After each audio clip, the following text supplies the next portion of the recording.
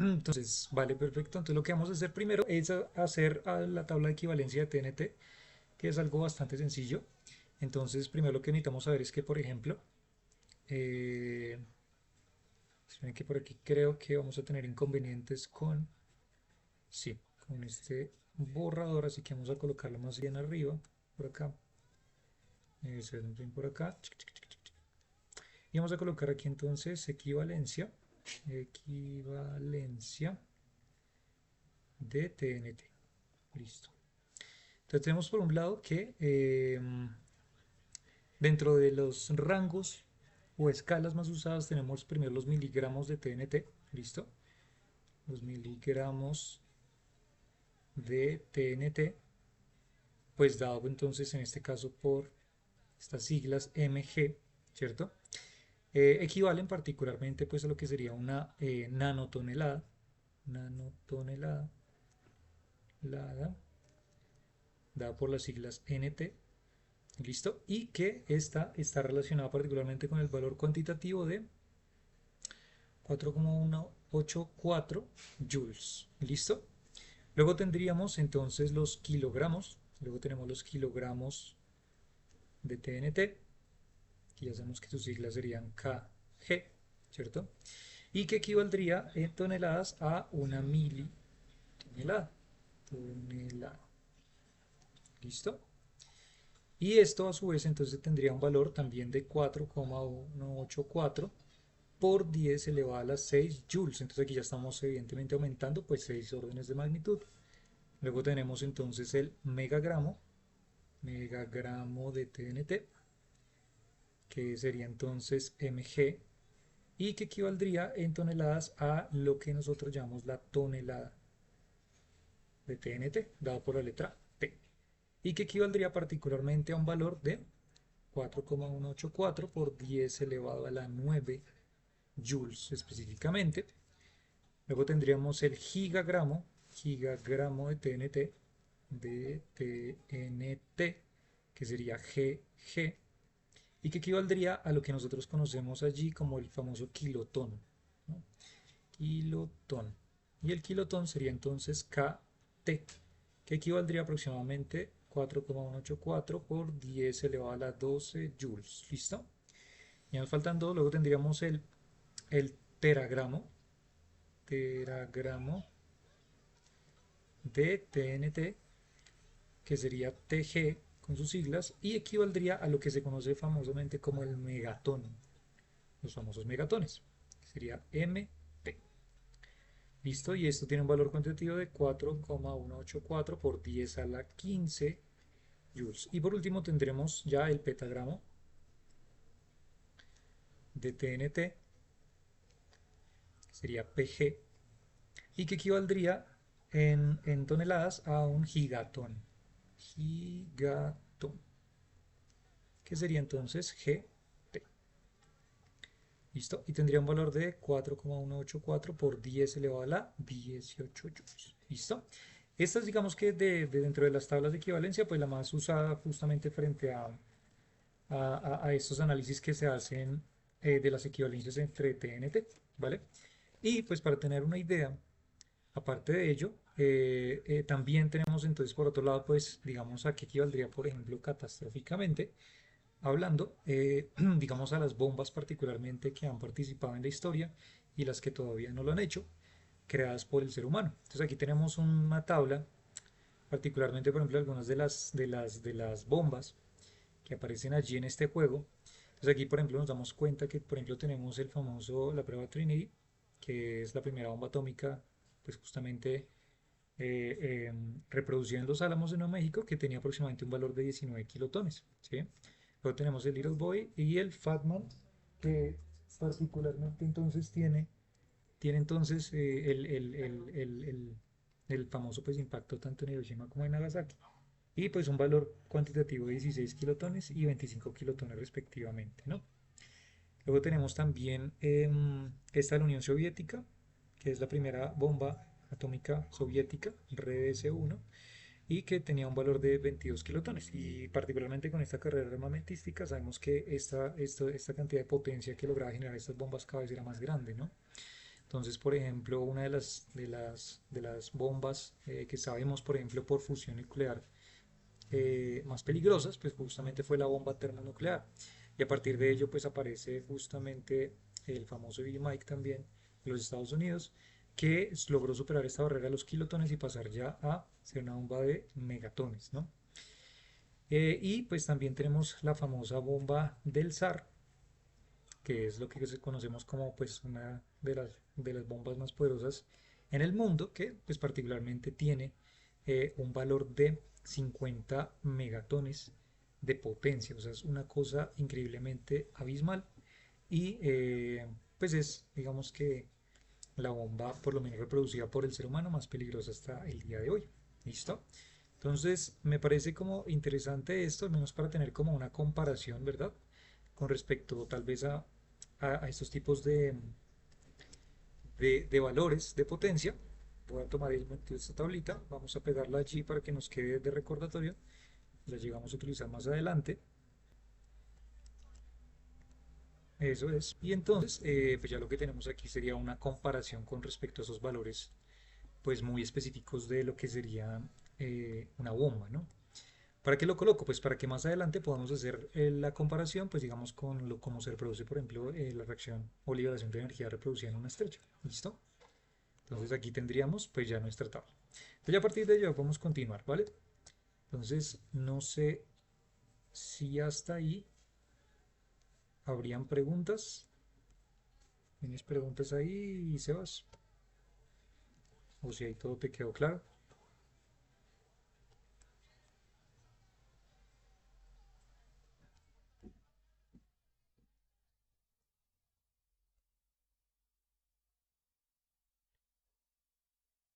¿Todo claro? Listo. Vale. Entonces vamos a pasar a la fusión nuclear. ¿Listo? Fusión nuclear. Listo. Entonces, dentro de la fusión nuclear, pues particularmente recordemos que la energía ligadura para los núcleos ligeros, aquellos que tienen menor número másico, o sea, menor a 20, ¿cierto? Es mucho menor que la energía ligadura para los núcleos más pesados. Esto, pues, evidentemente, como lo trabajamos en algún momento, viene del hecho de que, pues, estas partículas, justamente al poseer, por ejemplo, solamente dos protones, como ejemplo, ¿cierto? Digamos que la forma para mantener ligado justamente este núcleo, pues requiere un poco menos energía que, por ejemplo, tener, digamos, piensen ustedes unas 50 pepas de estas, o sea, 50 protones. ¿Sí? Tener solamente aquí dos protones y aquí tener 50 protones, pues evidentemente requiere mucha más energía de ligadura mantener estable este núcleo, pues porque las interacciones entre estas partículas, pues va a generar un efecto de repulsión entre ellas. Y como son tantas, pues la cantidad de repulsión que debería haber, pues es una forma bastante abismal de reproducir pues esta estabilidad. Por eso es que la energía ligadora tendría que ser mucho más potente, ¿cierto? Esta energía ligadora tendría que ser mucho más potente en este caso que en este caso de acá, ¿vale? Y eso justamente lleva o sugiere un proceso posible que es inverso a la fisión, ¿verdad? Entonces ya sabemos que en la fisión pues lo que tenemos es un proceso donde teníamos pues un núcleo que logra desintegrarse en dos de ellos, ¿cierto? Ya sea de forma natural o de forma artificial por medio de una colisión, por ejemplo, de un neutrón que fractura este núcleo atómico, ¿verdad? Pues vale, entonces eso sugiere un posible efecto inverso que en vez de generar un tipo de dispersión, ¿verdad? Un tipo de desintegración de este núcleo, es formar un núcleo más pesado, ¿sí? Entonces cuando dos núcleos ligeros se combinan para formar un núcleo más pesado, entonces tenemos dos núcleos, núcleo 1, núcleo 2, cuando los combinamos y logramos generar un nuevo núcleo, el núcleo 3, un poco más grande, con más energía, ¿cierto? A este proceso, pues famosamente es el que se conoce como el de fusión. ¿Listo? Pues tiene bastante sentido. ¿Mm? Vale, como la masa del núcleo final es menor que las masas de los núcleos en reposo combinados, existe una pérdida de masa acompañada por liberación de energía. ¿Cómo así? Es, en otras palabras, decirlo de la siguiente manera.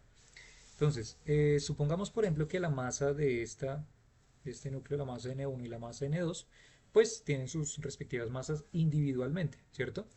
Uno a priori lo que podría pensar es, ok, si yo llego y fusiono ambos núcleos, pues la masa de N1 más la masa de N2, pues me debería dar la masa de N3, pero de hecho no sucede eso, de hecho es un valor diferente y lo que nos damos cuenta es que el valor de Mn3, ¿cierto? La masa del núcleo final resultante tiene un valor mucho más pequeño que esto, ¿sí? O sea, lo que podríamos decir en otras palabras es que lo que realmente sucede es que la suma de las masas independientes de los núcleos N1 y N2 son más grandes que la masa del núcleo resultante final. Y entonces la pregunta es, ok, entonces, ¿por qué esto se está cumpliendo? ¿Por qué la masa del núcleo final es más pequeña? Y eso se responde pues por la cantidad de energía liberada en ese proceso, ¿no? Que es lo que lleva justamente a esta liberación abismal de energía en este proceso de fusión nuclear. ¿Listo? Entonces, pues a partir de ello es que podemos empezar a reproducir esta liberación de energía, ¿vale? Por ejemplo, uno de los procesos más llamativos dentro de las estructuras, por ejemplo, de fusión nuclear, tenemos la fusión, por ejemplo, de dos núcleos de hidrógeno, ¿sí? O lo que sería un protón y otro protón, ¿sí? Entonces, aquí recordemos que particularmente esto me definía, el número de abajo me definía la cantidad de protones y el número de arriba me definía la cantidad de protones más neutrones. Aquí tenemos un protón sin neutrones, porque aquí solamente equivale un protón más un protón, y este proceso, al unirlos por medio de fusión nuclear, lo que genera es un deuterón, ¿sí? Y la liberación entonces en este caso de, por ejemplo, un positrón y un neutrino electrónico. ¿Listo? Entonces, recordemos que para hacer otra vez como un recorderis, esos valores o esta equivalencia numérica pues tenía que conservarse, estos números tenían que conservarse. Si yo tenía aquí entonces dos protones inicialmente, pues deben existir los mismos dos protones, ¿sí? Así como también deben existir justo acá, ¿verdad? Solamente aquí el hecho es que efectivamente aquí lo que sucedió es que se transformó particularmente pues uno de esos protones en un neutrón, ¿no? ¿Sí? Ya que aquí justamente el deuterón lo que nos está dando la información es que tenemos tanto un protón como la suma de un protón más un neutrón, pues que se habrá convertido este proceso anterior y que sigue conservando el mismo número. 1, 1 sería 2 y aquí tenemos el mismo 2, ¿sí? Y ya está. Entonces este proceso particularmente es uno muy frecuente. Otro proceso también dentro de esta liberación es, por ejemplo, cuando tú colisionas entonces un protón o un núcleo de hidrógeno con un deuterón. Y este proceso genera particularmente un núcleo de helio 3 más una liberación de energía en forma de rayos gamma o radiación gamma que ya lo conocemos. ¿Mm? Perfecto. Y suponiendo, por ejemplo, que dentro de la liberación, digamos, vamos a suponer, por ejemplo, que en el Sol está ocurriendo efectivamente este proceso nuclear, donde tenemos entonces un núcleo, en este caso de hidrógeno, un núcleo de deuterón, ¿cierto? Colisionan y generan un núcleo de helio 3 más liberación de energía, pero ahora uno de esos núcleos de hidrógeno o ese protón que está por ahí suelto llega y colisiona con este resultado final que obtuvimos, o sea, con ese núcleo de helio 3, y entonces eso me genera entonces ahora un nuevo proceso de reacción de fusión nuclear y me genera un núcleo de helio 4 más la liberación, por ejemplo, de un positrón más un neutrino. ¿Sí? Y ahora digamos que este núcleo de helio 3 no se encontró con este núcleo de hidrógeno, sino que se encontró con este uno similar, o sea, dos de esos núcleos de helio 3. Se encontraron juntos, colisionaron y generaron también un proceso entonces de fusión generando helio 4 más, perdón, más dos núcleos de hidrógeno y vuelve a repetirse este ciclo, ¿no? Estas particularmente son las reacciones, bueno, son reacciones exotérmicas, cabe recalcar también eso, o sea, todas estas reacciones que estoy colocando aquí son exotérmicas, o sea, generan liberación de energía, ¿vale? Reacciones exotérmicas, ¿listo?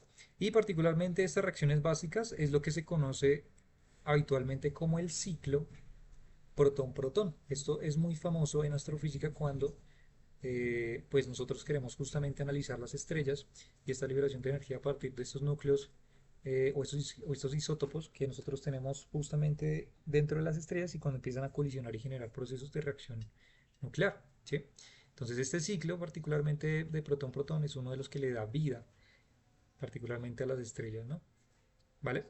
Entonces, considerando como uno de los ciclos básicos en los cuales se genera energía en el Sol y en otras estrellas con abundancia de hidrógeno, particularmente la mayoría de producción de energía que tiene lugar en el interior del Sol, dado estos tipos de reacciones exotérmicas, van aproximadamente del orden en temperatura de 1,5 por 10 a la 7 Kelvin, ¿no?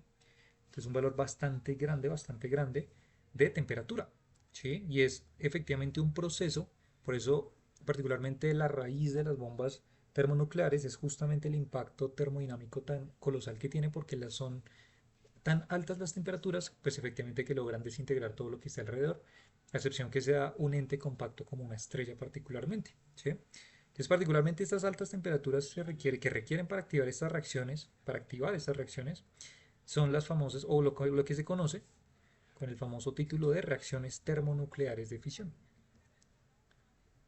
Reacciones termonucleares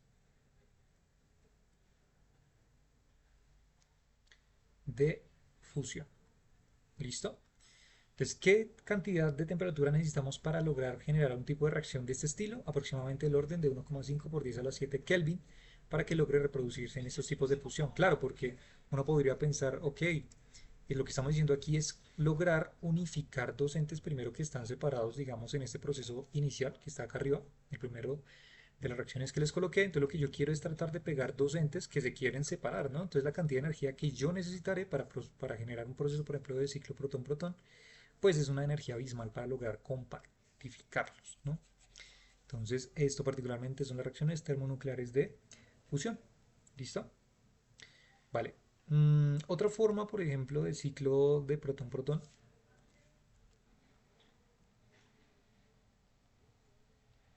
Otra forma de ciclo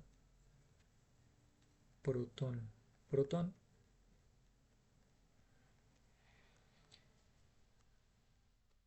es, por ejemplo, tener cuatro núcleos de hidrógeno, colisionar cuatro de ellos y generar entonces un núcleo de helio 4 más un positrón más otro positrón, o sea, más dos positrones. ¿Mm? Y este proceso particularmente que ya se ha calculado, pues tiene algún valor de energía promedio de más o menos 25 megaelectronvoltios. ¿Listo?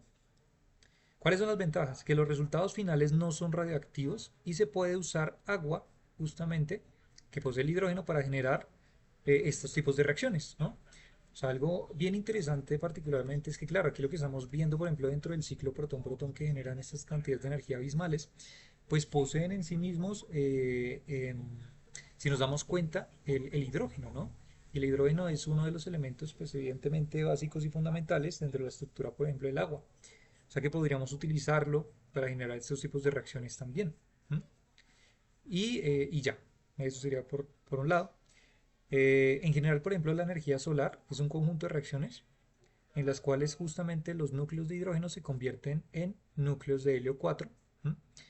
Pero pues lastimosamente la interacción de protón-protón requiere presiones y densidades muy altas, por ello en el Sol se ocurre, o sea, para que ocurra debe existir una densidad extremadamente alta. ¿Listo? Ya más adelante, de pronto, dentro del formalismo de la relatividad, vamos a introducir esos fenómenos de densidades de estos cuerpos. ¿Listo? Los reactores de fusión, particularmente que parecen más promisorias en la construcción de un reactor de fusión, implica tanto deuterio como tritio. Entonces, esto por ejemplo que este resumen que les acabo de mencionar, digamos que son de los procesos nucleares, que involucra particularmente pues el funcionamiento, por ejemplo, de las estrellas. Ahora, si queremos construir entonces un reactor de fusión nuclear, ¿qué es lo más conveniente para crearlo, no? Entonces, para el reactor de fusión, para un reactor de fusión, ¿qué tipo de colisiones deberíamos hacer para lograr generar esos tipos de energías, ¿no? Ya que no tenemos tan altas temperaturas o no necesariamente a las mismas del Sol, o por ejemplo tratar de, en un experimento como el ITER, ¿cierto? En este laboratorio gigante que es el primer reactor de fusión nuclear del mundo, pues lograr alcanzar estas temperaturas, ¿no? Entonces, entre las reacciones que más usualmente se generan en este proceso es, por ejemplo, la colisión entonces de un deuterio, bueno, de dos deuterios, que dan paso entonces a la generación de un núcleo de helio 3 más la liberación de un neutrón, ¿sí? Luego tenemos también la colisión de dos deuterios, pero que genera entonces un núcleo de tritio más un núcleo de hidrógeno. ¿Listo? Y por otro lado, digamos que vamos a fusionar entonces también un núcleo de deuterio más un núcleo de tritio, y esto me genera la liberación de un núcleo de helio 4 más un neutrón. ¿Listo? Entonces ya están aquí nuestras reacciones. Y digamos que aproximadamente los valores de energía, aquí por ejemplo se liberan 3,27 megaelectronvoltios, aquí por ejemplo se libera 4,03 megaelectronvoltios y por aquí se libera 17,59 megaelectronvoltios. ¿Vale? ¿Tiene sentido particularmente que este último tenga una cantidad más alta de liberación de energía? Claro que sí. ¿Por qué? Porque si nos damos cuenta, estos dos núcleos son mucho más pesados, o sea, me estoy refiriendo al deuterio y al tritio, que estos de arriba, ¿no? Entonces lo que queremos aquí fusionar en sí, digamos que son pues particularmente aquí un protón más un neutrón, ¿cierto? Un protón más un neutrón. Aquí tenemos un protón más un neutrón y aquí tenemos un protón más dos neutrones. O sea, tenemos una partícula más, digámoslo así, ¿sí? Y esa partícula más pues requerirá también entonces que, pues como contraprestación, pues exista una liberación de energía bastante, pues mucho más grande. ¿Listo? Vale, perfecto. Entonces ya sabemos que esta sería la energía liberada en esos procesos de energía liberada en la reacción. Listo. Vale. Hasta ahí. ¿Hay preguntas? ¿Tienes preguntas, Sebas? ¿Casualidad? ¿O todo claro?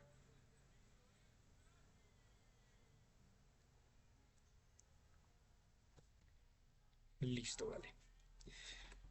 Bueno, además el deuterio está disponible en cantidades pues casi limitadas, ¿no? Lo mismo que les decía yo ahorita.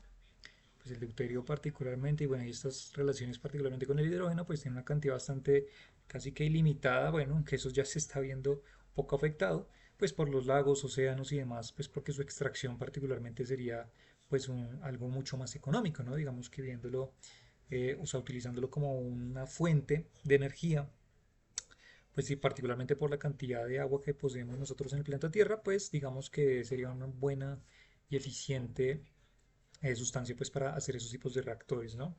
Ya otra cosa, si estamos de acuerdo con el derroche de esa cantidad de recursos que utilizamos a nuestro favor, bueno, eso será otro tema, pero pues es un hecho que pues aquí el hidrógeno juega un papel muy importante en este proceso, ¿no?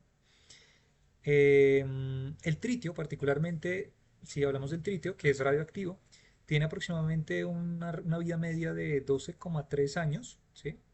Y realiza un decaimiento beta a helio 3. Así que mm, digamos que se puede generar de forma más bien artificial, ¿no? Por eso más bien el deuterio viene siendo un mejor candidato, ¿sí? Las dos reacciones para producir tritio, digamos que como, bueno, sí, ¿cómo podemos reproducir el tritio? ¿Cómo podemos generar tritio? Por ejemplo, a partir de la colisión de dos elementos, ¿sí? O sea, producirlos de manera artificial. Ya no estamos aquí fusionando, sino cómo producimos particularmente el tritio, ¿no?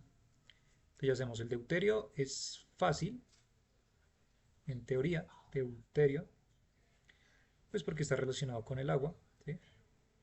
Pero el tritio lo podemos generar por medio, por ejemplo, de las siguientes reacciones nucleares. Si tú tienes neutrones rápidos, colisionando, por ejemplo, hay una muy famosa que es, por ejemplo, el litio 7. Esto genera particularmente, entonces, tritio, justamente, más núcleo de helio 4, más neutrones lentos. ¿Listo?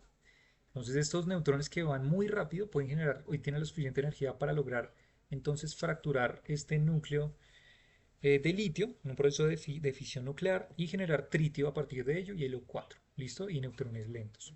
Pero por el contrario, si nuestros laboratorios no tienen los suficientes neutrones rápidos y solamente poseemos neutrones lentos, pues podemos también colisionarlos ellos con núcleos de litio, pero 6, litio 6, y a partir de ello también podemos obtener entonces tritio más núcleo de helio 4 más una liberación aproximadamente de energía de 4,8 megaelectronvoltios. ¿Listo? Esto sería para producir justamente tritio. ¿Listo? Tritio. ¿Vale? ¿Por qué estamos hablando de esto? Pues ya sabemos, por digamos los procesos de reacción de reactor de fusión nuclear que podríamos emplear, por ejemplo, en una planta que pudiera abastecer energía, por ejemplo, a un país, una ciudad, un continente, inclusive. Pues estos serían como más o menos los datos a tener en cuenta, ¿no? Que viéndolo muy superficialmente. ¿Vale? Uno de los mayores problemas para obtener energía a partir de la reacción nuclear es el hecho de que la fuerza de repulsión de Coulomb entre dos núcleos cargados pues debe ser vencida para que pueda fusionarse, ¿sí? Esto evidentemente lo sabemos por lo que les comentaba hace un ratito, por ejemplo del ciclo protón-protón. Entonces pues evidentemente aquí lo que tenemos que hacer es vencer esta barrera de la fuerza de Coulomb para lograr llegar a que la fuerza nuclear fuerte pues sea la que impere en este pozo, ¿no? Como lo trabajamos en algún momento. Entonces el problema fundamental es dar a los dos núcleos la suficiente energía cinética para vencer la fuerza de repulsión. Esto es posible calentando el combustible aproximadamente a pues temperaturas del orden de 10 a la 8 Kelvin, que es pues bastante cercano justamente a estas reacciones termonucleares que les hablaba inicialmente hace un ratito. Entonces a estas temperaturas tan altas los átomos se ionizan y el sistema consta de una colección de electrones y núcleos, por lo que a este particularmente pues estado de la materia lo que se llama el plasma, ¿no? O sea, estaríamos diciendo que cuando tenemos particularmente estos órdenes de magnitud de temperatura, o sea, órdenes de magnitud más o menos del orden de 10 a la 8 Kelvin, bueno, entre 7 y 8, ¿cierto? Entre 7 y 8 Kelvin, pues lo que ya nosotros tenemos es una sustancia, o sea, ya no tenemos nuestros átomos compactos, sino lo que tenemos es una colección de núcleos más una colección pues también de electrones, ¿no? O sea, estamos hablando de un proceso de ionización, muchos núcleos por allí y pues esto es lo que nosotros famosamente llamamos plasma y es por eso que el Sol pues es una bola gigante de plasma, ¿no? Porque justamente consta de temperaturas tan altas como estas de acá, ¿vale? Perfecto. Bueno, a ver qué más tengo por aquí como para añadir. Ahora tengo aquí unos apuntes de la fusión de dos deuterones y ya pasaríamos entonces a hacer algunos calculitos interesantes del proceso de liberación de energía. ¿Listo? Entonces, vamos a ver aquí, ¿ves que estoy acá? Okay. De aquí en stop.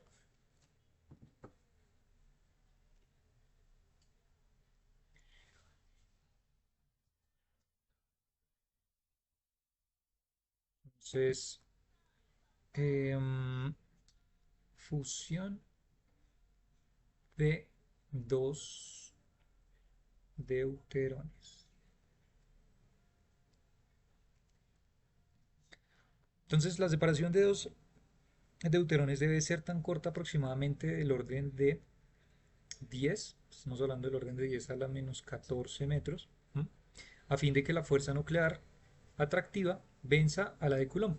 O sea, tenemos que lograr juntar a estos deuterones aproximadamente a esta distancia radial, ¿no? Entonces, por ejemplo, podemos calcular la altura, ¿cierto? La altura de la barrera de potencial debido a la fuerza de repulsión que se genera.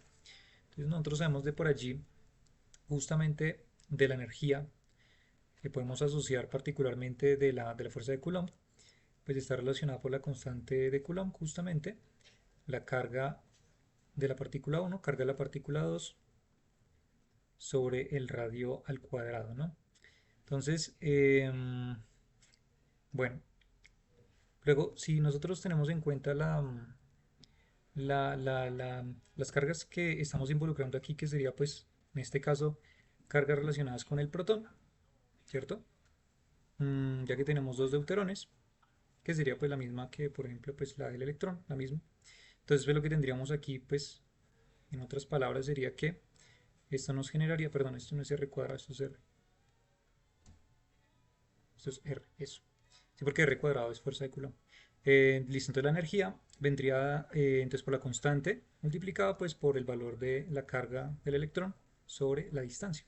Y si calculamos esto, ya sabemos que el valor de la constante de Coulomb es del 9 por 10 a la 9 newtons metro cuadrado sobre Coulomb cuadrado.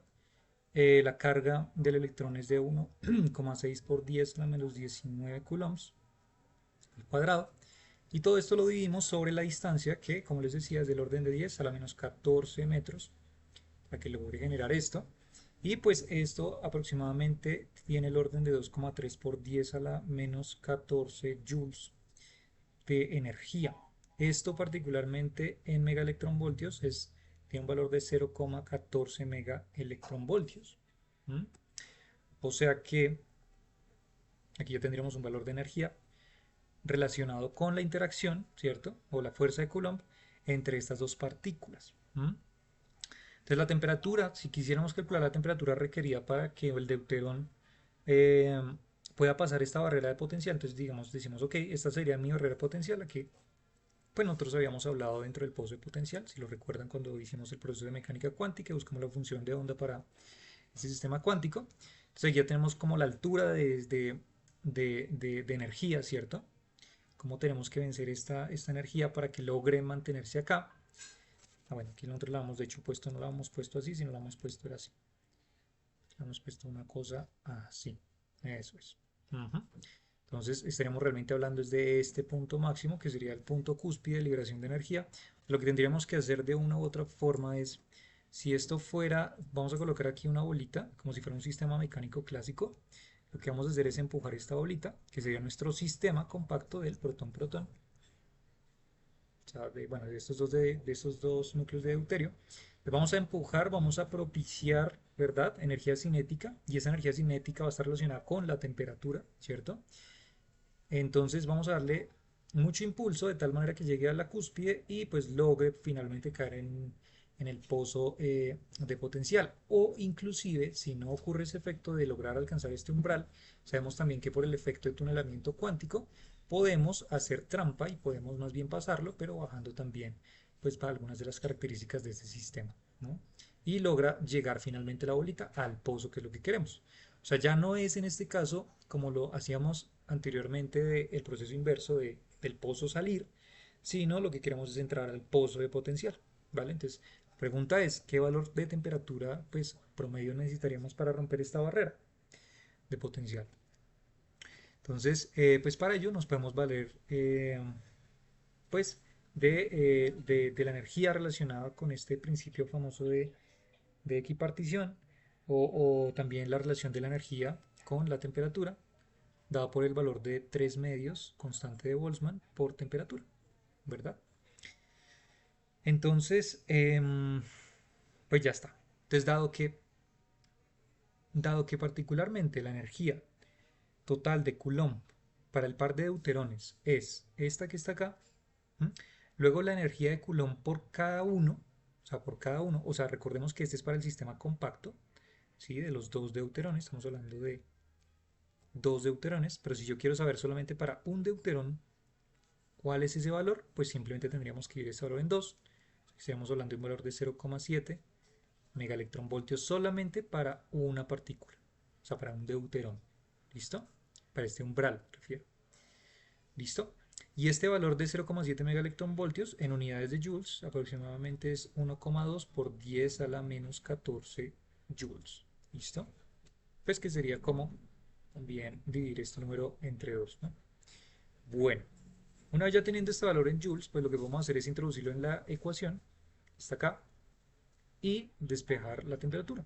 Y ya. O sea que lo que tendríamos sería que la temperatura sería dos veces la energía sobre 3 veces la constante de Boltzmann. Eso quiere decir que tendríamos 2 veces 1,2 por 10 a la menos 14 joules sobre 3 1,38 por 10 a la menos 23, perdón,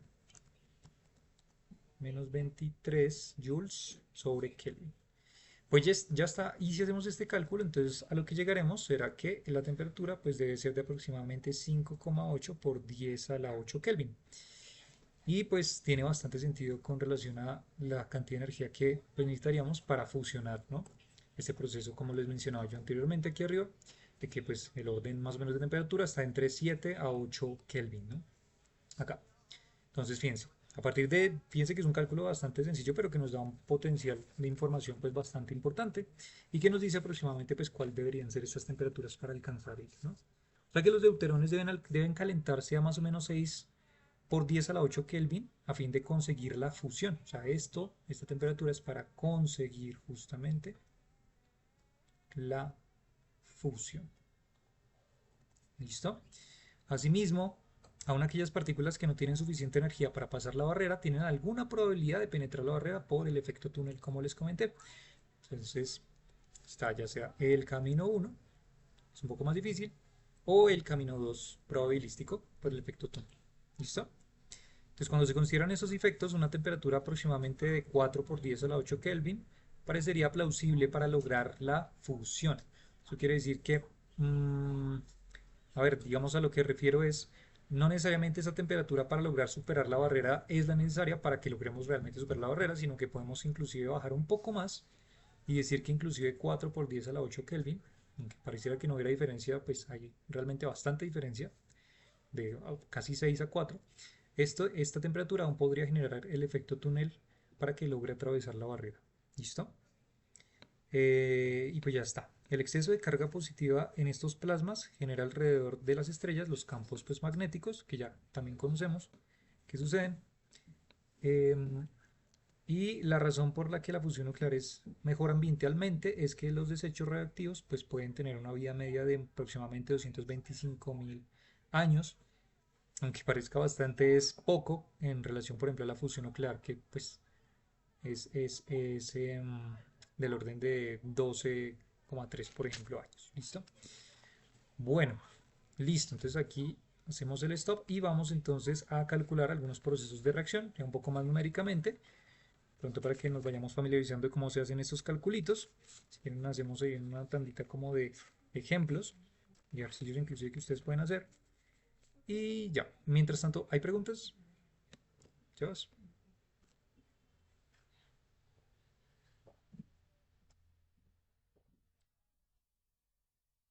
¿Tienes preguntas o todo claro por ahora? Listo. Entonces, vamos a hacer una cosa.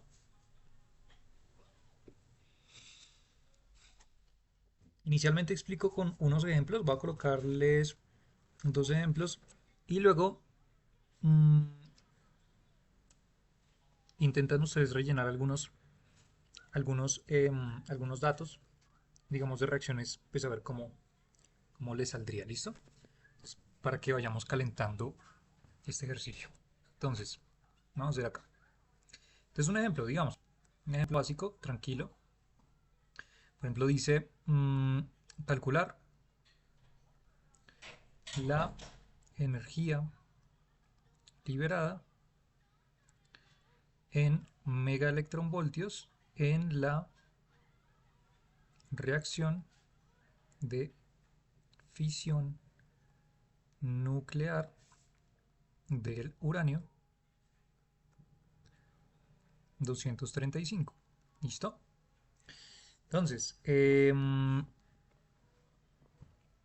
Entonces, digamos que aquí lo que tenemos es datos. Uranio 235. Entonces, uranio 235. ¿Cuál es su valor de unidades de masa atómica? O los UMA. Nosotros trabajamos. Entonces, vale 235,0439 UMA. ¿Listo? Ya en el proceso que les voy a colocar, en ese tipo de reacción, vamos a tener como reacción el xenón 139,9216 UMA, el estroncio 93,9154 UMA. Estos datos ustedes los pueden averiguar realmente de una tabla periódica que contenga estos datos, o simplemente van y digitan, ok, ¿cuál es la masa atómica, las unidades de masa atómica de el uranio? Ay, chungos, desconecto esto. Del uranio 135 y ahí les aparece el dato. ¿Listo?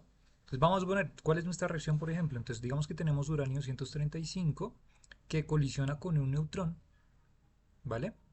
Y genera entonces un proceso de reacción al final de xenón 140 más estroncio 94 más dos neutrones. ¿Listo? Entonces, ¿qué es lo que tendríamos que hacer? Pues reemplazar los datos y ya, ¿no? Ah, bueno, aquí el neutrón, por si acaso, importante, 1,0087. Entonces, ¿qué es lo que necesitamos hacer para reemplazar los datos? Entonces llegamos y metemos esto, entonces tenemos 235,0439 más 1,0087 y esto debería generar del otro lado entonces 139,9216 más 93,9154 más pues 2 por 1,0087, ¿verdad? Pues ya está. Si hacemos este cálculo, entonces del lado izquierdo tendremos que hay un valor de 236,0526 y del lado derecho, o sea, después de generarse la reacción, tenemos un valor de 235,8544. ¿Listo? Es que lo que vemos, si nos damos cuenta, es que el proceso antes, o sea, el proceso inicial, en comparación al proceso final, lo que nos deja ver es que inicialmente había una cantidad de energía mucho más grande que al final, ¿verdad? Eso quiere decir, pues efectivamente que por esta, o sea, por esta cantidad de decimales que parece insignificante, lo que está generándonos es una cantidad de energía importante que tenemos que tener en cuenta. Entonces, ¿cómo podemos saber cuál fue la energía liberada? Pues restando ambos números. Entonces, 236,0526 menos 235,8544.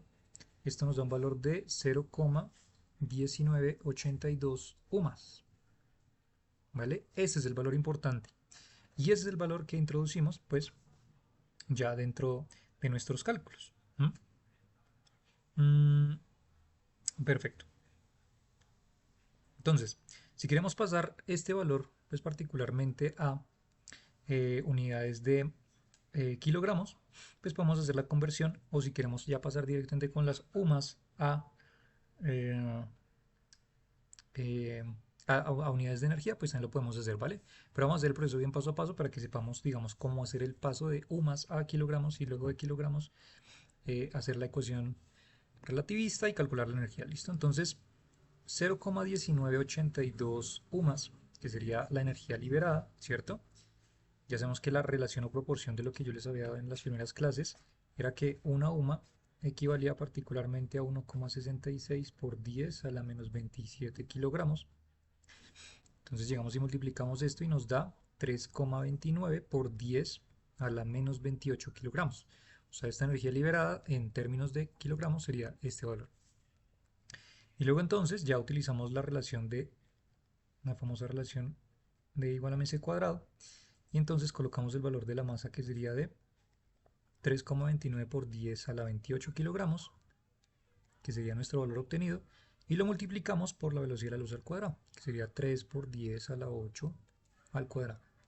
Si hacemos esta operación, vamos a llegar a que la energía tiene el orden de 2,96 por 10 a la menos 11 joules. ¿Listo? Vale, pero yo quiero eso en términos de megaelectronvoltios, por ejemplo. Ok, entonces 2,96 por 10 a la menos 11 joules. Entonces, un electronvoltio ya sabemos que equivale a 1,6 por 10 a la menos 19 joules. Y luego, un megaelectronvoltio equivale a 10 a la 6 electronvoltios. Entonces ya lo que nos damos aquí de cuenta es que joules se cancela con joules, electronvoltio se cancela con electronvoltio y nos queda todo en megaelectronvoltios. Y esto pues nos da al final, haciendo los cálculos, un resultado de 185,06 megaelectronvoltios. ¿Listo? Pues ya está. Este es el cálculo. Aquí ya está resuelto. ¿Vale? Si nos damos cuenta, digamos, pensémoslo un momento.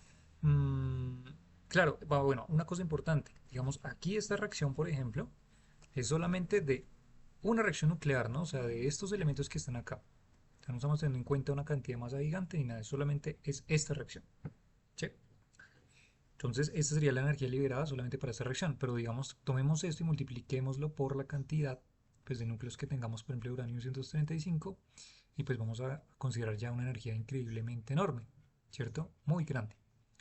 Y ya, en eso se resume, digamos, esos cálculos sencillos. Realmente son cálculos más bien aritméticos, pues que nos dejan ver, digamos, una forma más bien sencilla de hacer estos procesos, ¿no? Bueno, entonces, hagamos otro.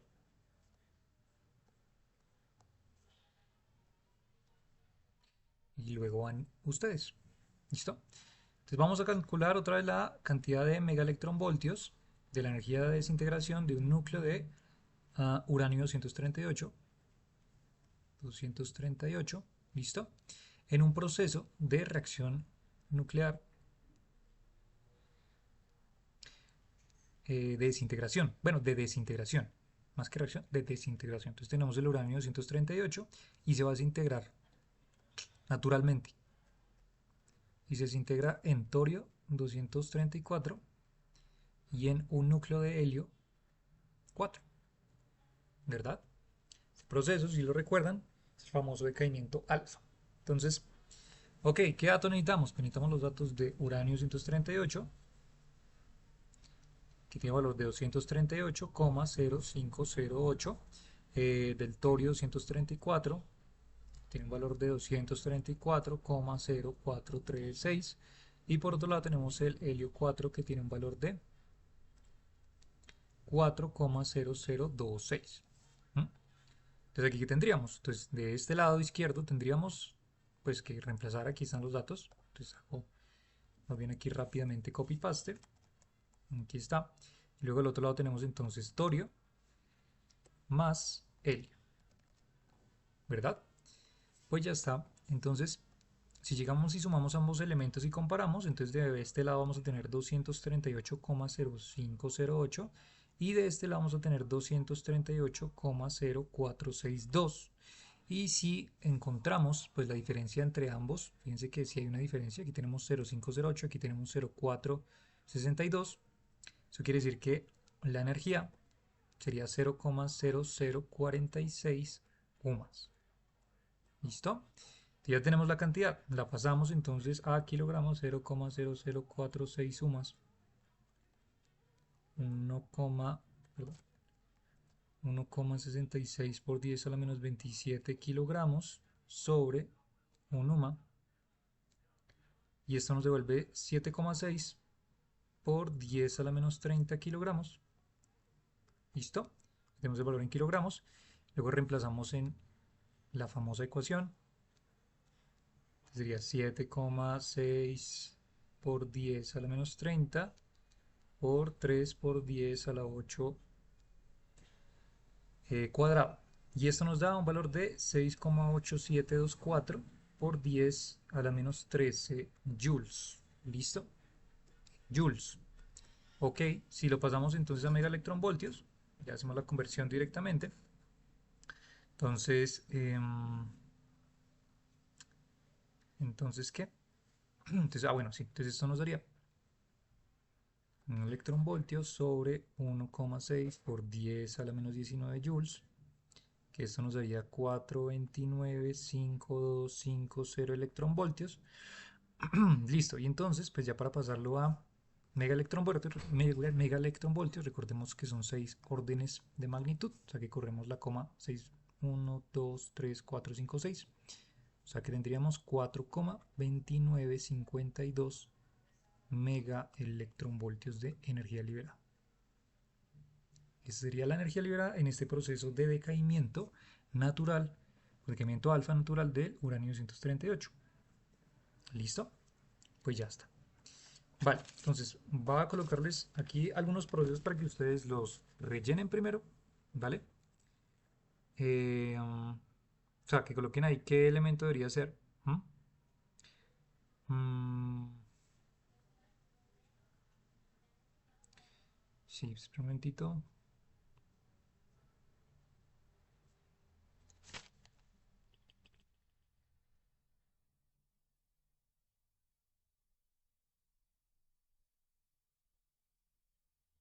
Listo, entonces vamos a arrancar con esta tandita de ejemplos rápidos. Entonces, simplemente es para rellenar.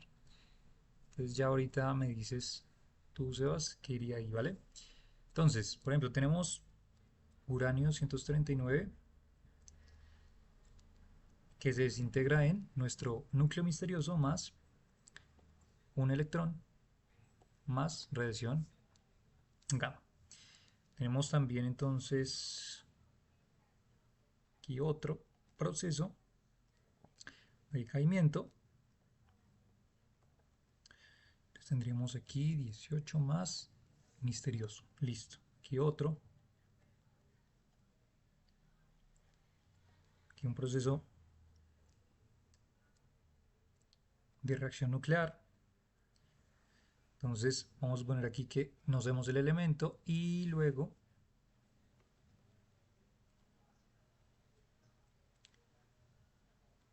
tenemos esto más nuestro elemento misterioso. ¿Listo? Y por aquí otro más.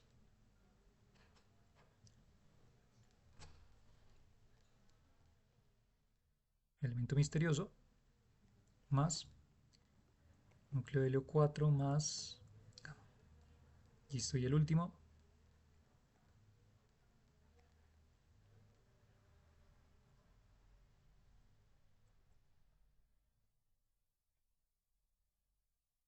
Listo, ya está. Entonces la pregunta sería, ¿qué es lo que va acá? ¿Qué es lo que va acá? ¿Qué es lo que va acá? ¿Qué es lo que va acá? ¿Qué es lo que va acá? ¿Y qué es lo que va acá?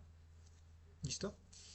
Entonces, arranquemos con ese y luego ya vamos a los últimos ejemplos y sale, ¿vale?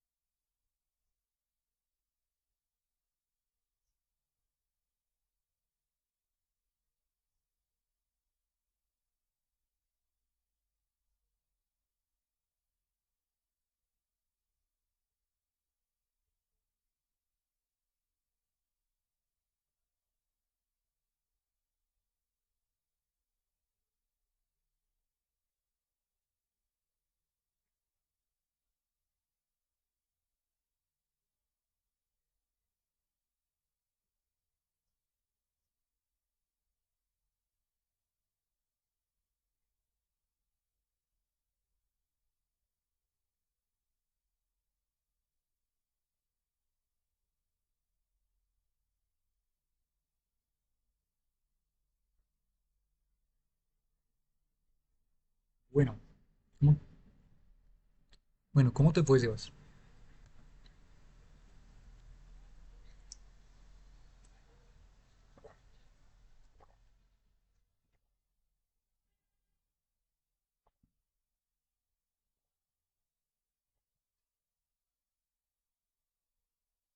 Ok, perfecto, listo. Eso. Te rellénalo. Voy a dejar la actividad así abierta, porque como todavía no están los otros chicos, entonces prefiero que cuando vean el video la hagan y luego ahí sí me muestren para no darles aquí la respuesta de una vez. ¿Listo? Entonces vamos a dejarlo así abierto, por ahora. ¿Vale? Pero bien, listo. Es un proceso más bien sencillo. Vale, perfecto. Mm,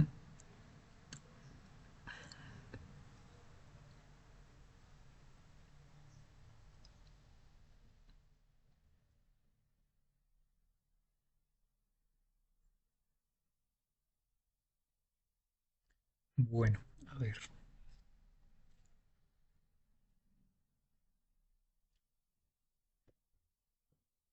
listo.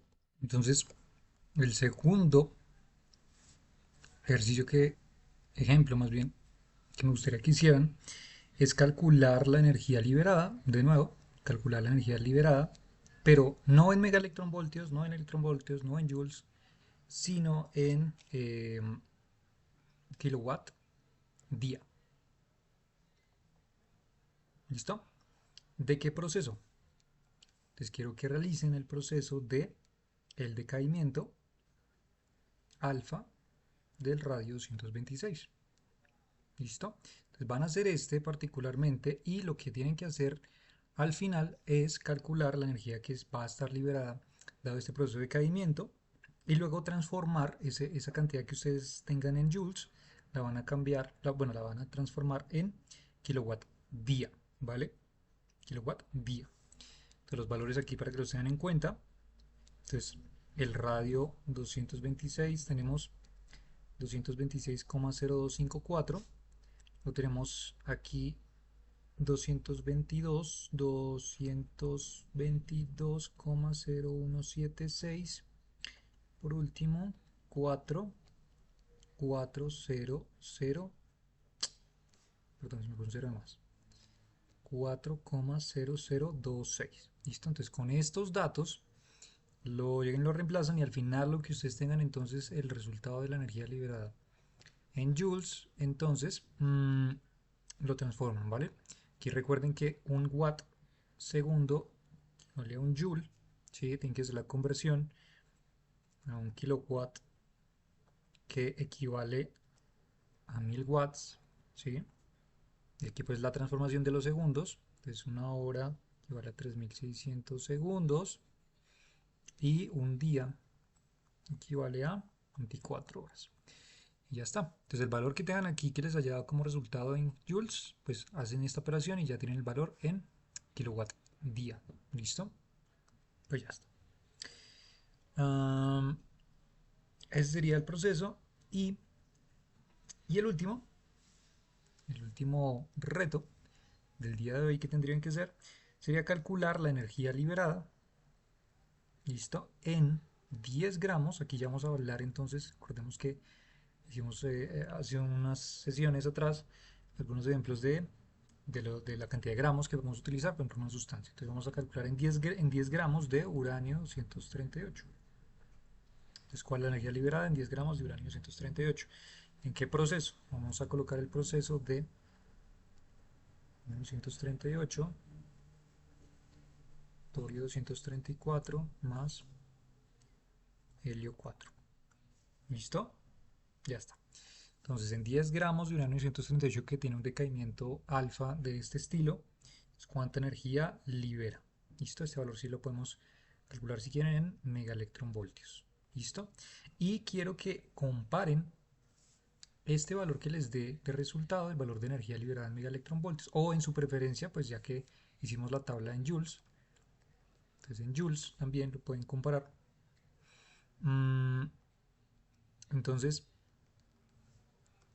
estos 10 gramos de uranio 238, eh, aquí eso, a que en kilotones, ¿no? Aquí en la relación de kilotones.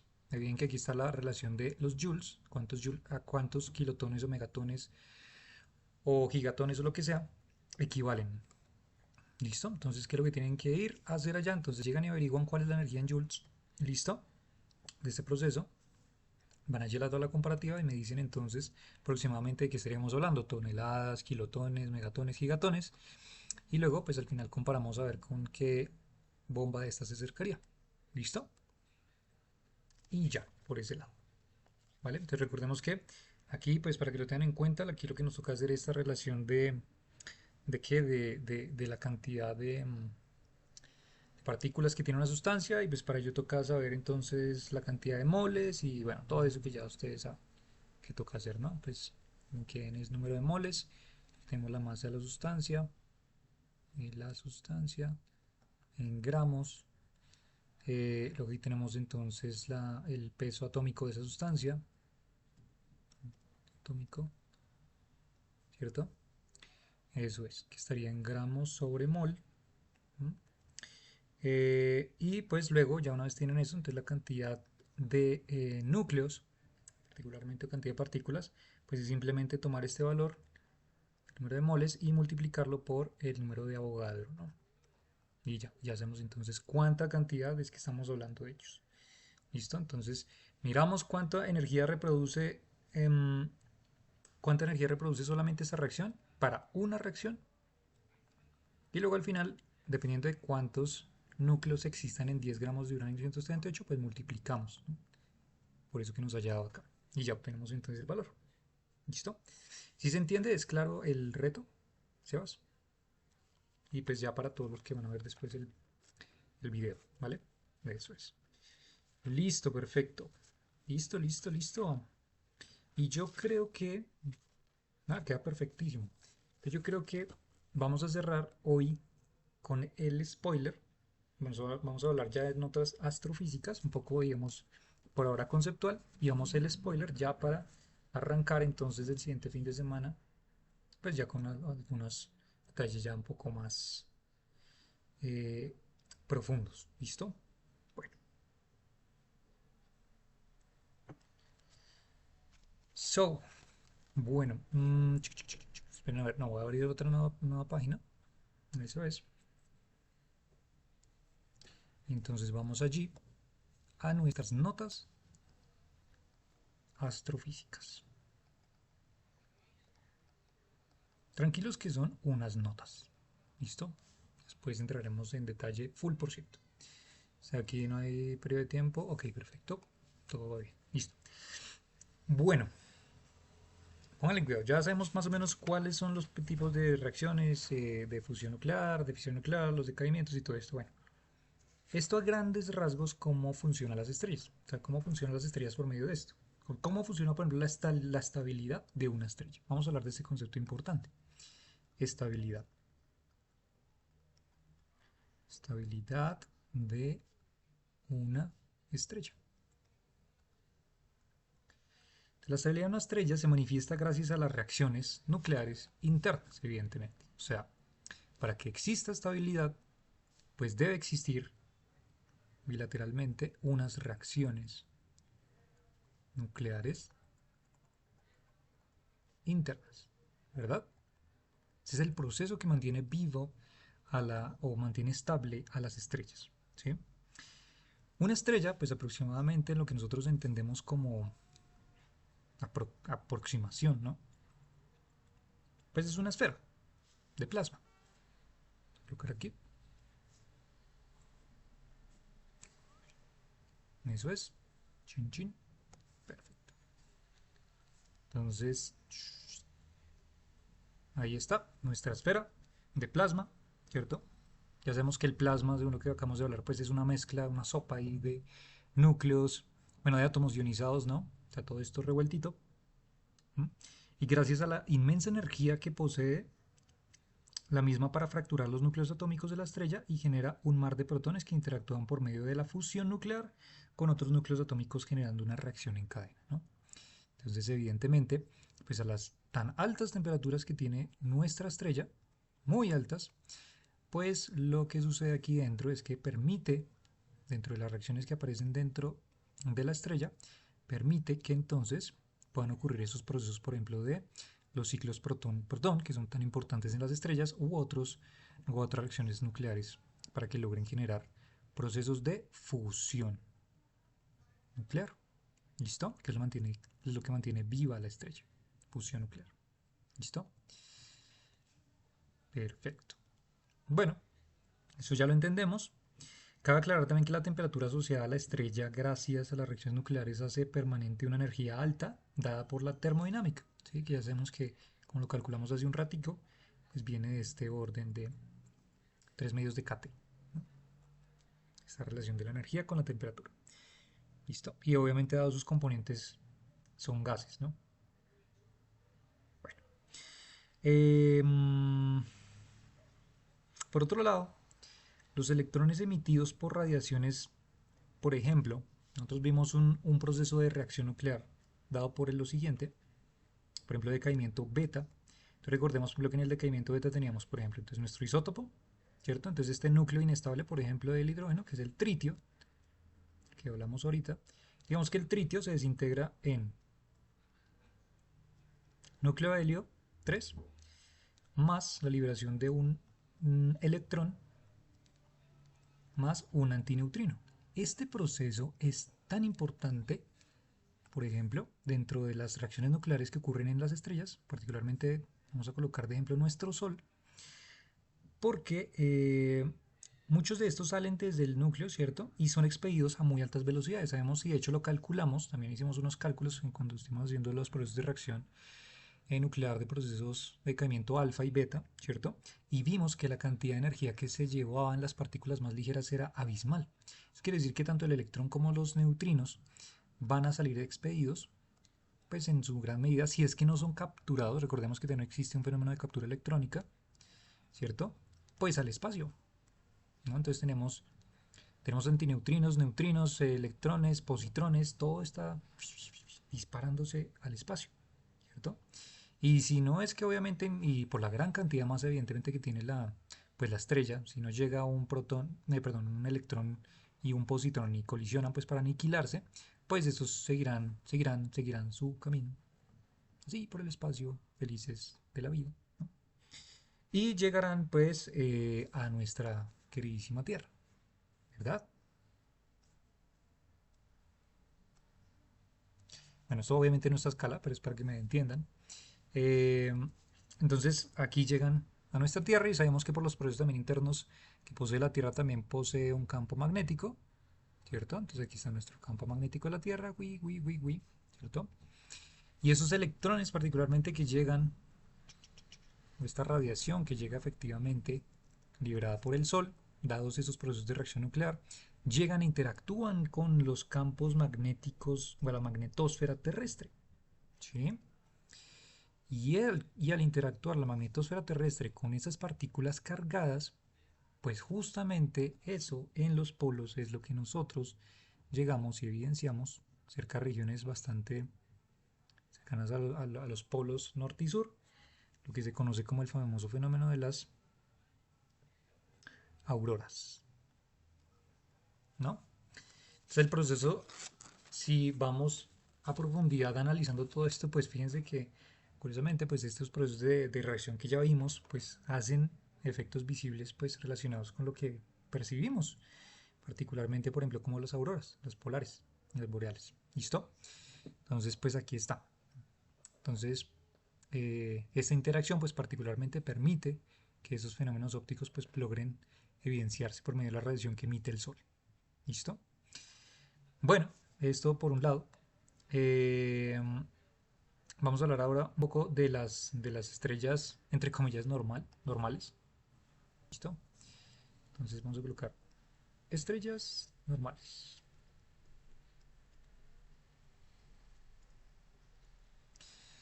Bueno, de hecho, más bien, estrellas normales, eso es.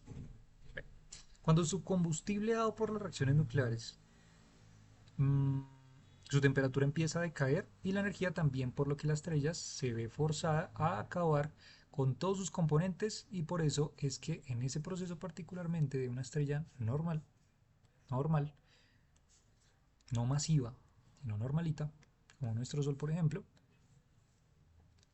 que sí, tiene muy altas temperaturas, pero hay estrellas con aún más, ¿no? Entonces, ¿qué es lo que pasa? Esta estrella empieza a aumentar temperatura, y como empieza a aumentar temperatura, consecuentemente aumenta energía. ¿Sí? Esto sería, digamos, una estrella estable. Estrella estable, ¿cierto? En su proceso de millones y millones de años, pues empieza a ganar temperatura, en sus reacciones nucleares internas, empieza a ganar energía, ¿cierto? Pero ¿qué es lo que pasa? Pasa el tiempo y empieza a disminuir esa cantidad de reacciones nucleares. Y cuando empiezan a disminuir esa cantidad de reacciones nucleares, pues entonces lo que empieza a pasar es que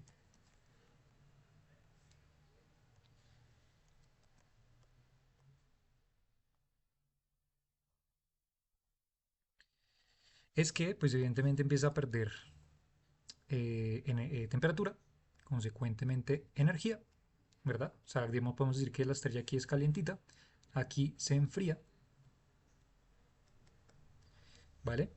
Y luego, pasado un tiempo, lo que ella tendrá que hacer, esta estrella, para mantener su combustible interno, como si ella dijera, carajo, no podemos dejar de destruir esta máquina, tenemos que sacar todo el armamento que hay interno y hay que generar la mayor cantidad de reacciones nucleares internas para, forzosamente obviamente, para que podamos mantener la estrella estable. Y dentro de este transcurso de tiempo entonces pasa un fenómeno, efecto más bien, que se conoce como las famosas gigantes rojas, las estrellas gigantes rojas, donde estas estrellas gigantes rojas lo que están haciendo justo en este momento es quemar todo el combustible posible de la estrella. Entonces queman todo el combustible posible de la estrella. ¿Listo?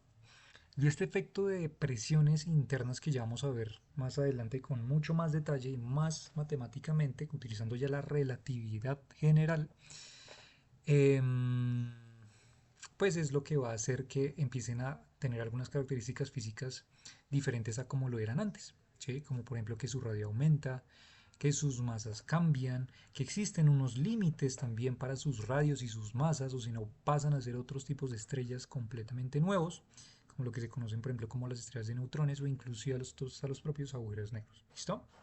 Pero estamos hablando de una estrella normal, estable, tranquila, digamos como el Sol, en un proceso en el que, por ejemplo, nuestro Sol, ya sabemos que, por ejemplo, bueno, si no sé si lo saben, pero pues va a terminar también siendo una gigante roja. Listo, va a terminar absorbiendo por allá Mercurio y Venus y demás. Bueno, entonces en una muerte normal, eh, como la estrella por una explosión de los gases restantes, la presión hidrostática de los gases no mantendrá el equilibrio contra la gravedad, ¿no? Entonces, aquí estamos hablando de que particularmente, pues, eh, digamos que lo podemos pensar de la siguiente manera. Sabemos que de una u otra forma la fuerza gravitacional siempre está actuando hacia el interior de la estrella, ¿cierto? Es lo que hace que justamente se mantenga compacta, ¿sí? Pero el tipo de fuerza opuesta que se genera por medio de la presión hidrostática es la que empuja justamente hacia afuera para que mantenga esta forma esférica, ¿no? O sea, es como un juego entre, a ver, entre quién tira más, ¿no? Entre si la gravedad tira más o la presión hidrostática interna da más, ¿sí? Entonces, ¿qué es lo que pasa? Que cuando, por ejemplo, esta estrella está quemando todo el combustible, ¿sí? Posible, y esta estrella está dando todo de sí misma para quemar y generar por medio de esta reacción nuclear la mayor cantidad de energía posible, ¿cierto? Esta presión en algún punto pues va a terminar quemando todo. Y entonces cuando termina quemando todo, pues esta presión ya empieza, o sea, ya no se mantiene un equilibrio, ¿sí? O sea, esa estrella estable, digamos que lo podemos decir entre esta fuerza, digamos, gravitacional, digámoslo así entre comillas, y la fuerza en este caso hidrostática, digamos que mantiene una armonía. Pero cuando empieza a ganar esta, ¿cierto? Entonces aquí empieza a tratar de vencer, por eso se hincha de alguna forma esta presión hidrostática por tratar de vencer a la gravedad. Pero una vez quema todo el combustible, entonces lo que empieza a pasar es una descompensación entre este equilibrio. Y entonces lo que empieza a ocurrir es que la fuerza gravitacional empieza a ganarle a la estrella, ¿cierto? O sea, ya la presión hidrostática interna ya no puede dar más y lo que empieza a hacer la gravedad es a contraerla, ¿sí? Y de tal manera entonces ahí es que llegamos de una u otra forma pues a varios de las características importantes de estos colapsos estelares, de las estrellas particularmente, ¿sí? Entonces, luego, claro, imperará otro tipo de presión, porque es que aquí solamente estamos hablando inicialmente de la presión, digamos, hidrostática, ¿no? La que, por ejemplo, aprendemos en un curso de, por ejemplo, mecánica de fluidos, y pues es la que habitualmente pues estamos acostumbrados a ver, por ejemplo, dentro del comportamiento de gases y demás. Pero, de hecho, curiosamente, y de hecho la historia, tal vez les haga un recuento histórico sobre un poco cómo se descubrió esos tipos de, o sea, cómo se llegó quién llegó y cómo llegó a pensar que aún para que la gravedad no terminara colapsando la estrella y pues desapareciera, debería existir algún tipo de presión que aún seguiría ganando, ¿sí? Y la historia detrás de eso, la historia de las personas que trabajaron en ello es bien interesante. Entonces tal vez se los comente en sesiones más adelante. Pero pues tienen que saber justamente que después de esta presión que es vencida, la presión hidrostática, aparece un nuevo tipo de presión, que esta viene de la cuántica, y es la famosa presión de degeneración, eso, electrónica. O sea, aquí está la gravedad dando todo de sí para colapsar la estrella. La presión hidrostática hace todo de sí para que no dejarse colapsar. Se hincha, gasta todo su combustible, pero después de ello la gravedad empieza a ganar y empieza a compactar la estrella, empieza a juntar todos los gases y todas las partículas que están allí.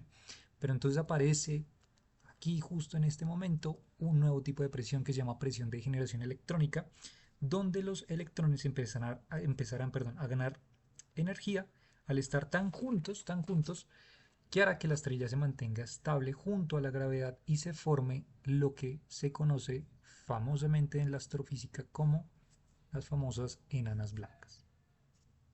La historia detrás de las enanas blancas es una completa locura.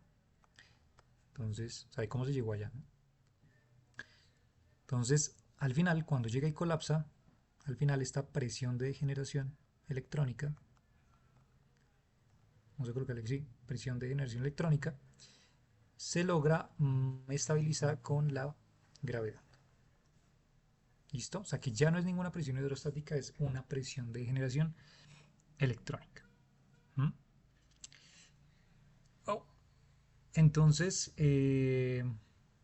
pues ya está. Esto particularmente es lo que sucede. Ahora la pregunta es, ok, ¿y qué es esto de presión de generación electrónica? Si tal vez nunca han escuchado el concepto. Viéndolo a grandes rasgos así, para darles un abrebocas, nosotros recordamos de la mecánica cuántica que hay un principio muy importante, muy famoso, que se llama el principio de exclusión de Pauli. El principio de exclusión de Pauli particularmente lo que dice es que los fermiones, particularmente los fermiones, hablándolo, ya que estamos hablando de los fermiones y el electrón al ser un fermión no pueden estar en el mismo estado cuántico, ¿sí? No se pueden superponer, ¿cierto? Por eso es exclusión. Entonces lo que de una u otra forma lo que nos dice el principio de exclusión de Pauli es que los fermiones, a diferencia de los fermiones no pueden ocupar el mismo espacio en un punto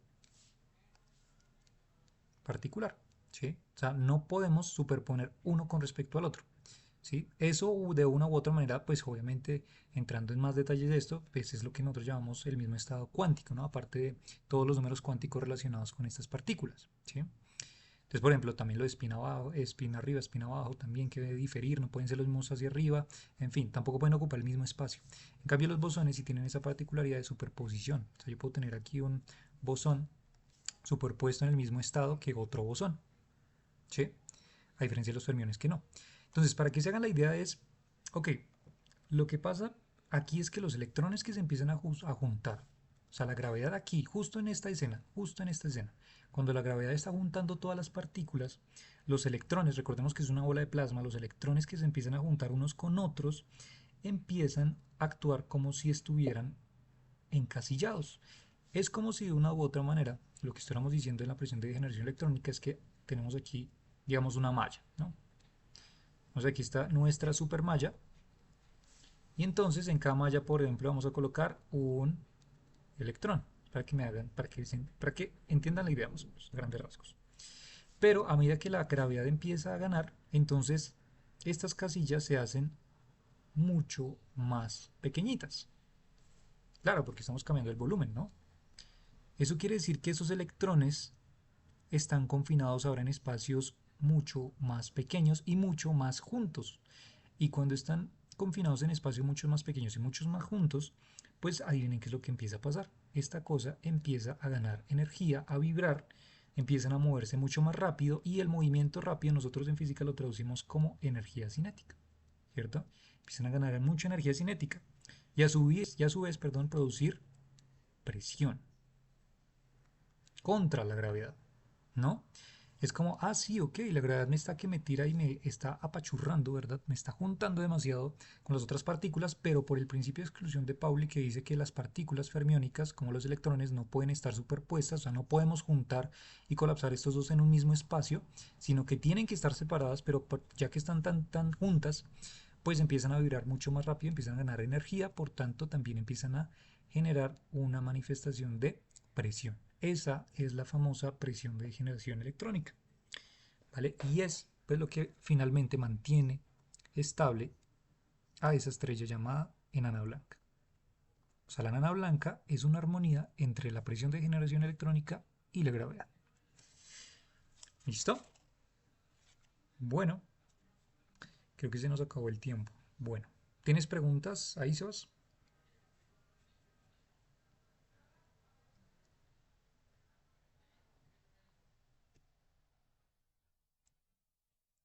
Todo clarito. Ok, sí. Claro, a ver, ¿qué es lo que sucede? Al nosotros tener confinadas estas partículas, ¿no? Y al ellas estar vibrando tanto, ¿sí? Entonces lo que empieza a pasar es que al juntarse tanto es como si tú llegaras, digamos que tú tienes una mano acá, aunque eso es una mano, parece más un pie, pero digamos que es una mano, y tienes la mano de otra persona, ¿sí o no? Tú llegas y juntas estas dos manos, pues vale, tú sientes pues una presión pues por la otra persona, y ya, ¿sí o no? Una fuerza relacionada por la presión. Recordemos que esta obtención de energía, ¿cierto? Y este movimiento vibratorio hace ver, por ejemplo, como si esto se comportara como un oscilador armónico. Tú sabes que el principio de un oscilador armónico pues también se basa en la fuerza justamente que se genera en un oscilador, ¿cierto? Por la ley de Hooke y todo eso. Entonces, imagínate tú un sistema donde ya no tienes dos manos, sino que tienes muchas manos que se están juntando en un mismo punto, ¿cierto? Pues tendríamos una cantidad, en este caso, de presión mucho más grande, ¿sí? Y esa presión mucho más grande implica entonces una fuerza, ¿sí? Pero para que esa presión y esa fuerza se empiecen a generar entre ellos, tiene que existir primero una energía asociada a ese movimiento, ¿sí? Y esa energía, por ejemplo, asociada, si tú recuerdas, por ejemplo, cuando nosotros hablamos, por ejemplo, de la ley de Hooke, ese tipo de fuerza se puede relacionar directamente con la energía relacionada, digamos, por el tema del trabajo y la energía, ¿cierto? Entonces, digamos que a partir de ello puedo pasar el principio que me relaciona. La presión y la fuerza están íntimamente relacionadas, eso lo sabemos. Inclusive clásicamente así hablando, por ejemplo, como la ley de Pascal, por ejemplo, el principio de Pascal. Entonces, digamos, si yo relaciono esta forma de interacción de fuerzas como un oscilador al estar tan juntos y al vibrar, ¿sí? Pues puedo directamente repercutir en algún tipo de energía que se está manifestando. Y esa energía, pues es esa energía de movimiento cinética que se está produciendo en esa interacción. ¿Listo? Uy, alguien llegó retarde. O sea que físicamente sí entiendo, pero debe haber una expresión matemática o no. Sí, sí, claro, claro. Obviamente todo esto lo vamos a ver. O sea, esta pues, ya es donde viene la parte de la relatividad general que vamos a entrar a inspeccionar más con detalle. Claro, claro. Aquí tendremos que tener en cuenta las presiones, las densidades de la estrella, todo eso. Entonces, sí, por ese lado no hay lío, que eso vamos a llegar allá. Es un poco más denso que esto, claro, porque estamos utilizando relatividad general, pero pues allá estaremos. ¿Listo? Bueno, listo. Entonces dejo aquí Ya la próxima sesión entonces termino con las otras notas que me hacen falta, que ya es simplemente literalmente página y media. Y ya vamos entonces a nuestro siguiente paso colosal en el curso. ¿Listo? Bueno, listo. Entonces espero les haya gustado. Nos veríamos entonces en la siguiente sesión. ¿Vale? Se cuidan.